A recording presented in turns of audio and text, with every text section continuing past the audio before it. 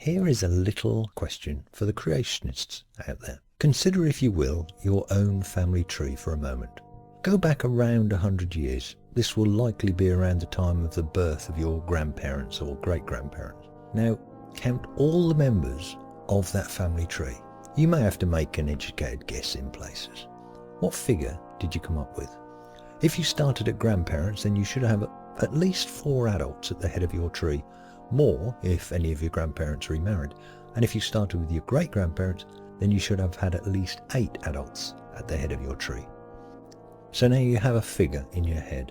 It is pretty well agreed by creationists that the building of the Tower of Babel, or Babel, took place during the time of Peleg, whose name means division, and that this would have been around 100 years after Noah's flood.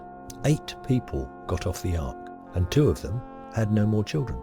So there were 3 fertile couples. How many people do you think there were just 100 years later to build the Tower of Babel and populate the cities of Erech, Akkad, Calneh, Nineveh, Rehoboth, Calah, Rezin, Sidon, Gerar, Sodom, Gomorrah, Admah, Zeboim, Lasha, Misha, and Sephar, as detailed in the Bible? Not to mention giving Egypt a population enough for the Pharaoh to rule over, and double not to mention any other country or city not directly mentioned in that part of Genesis.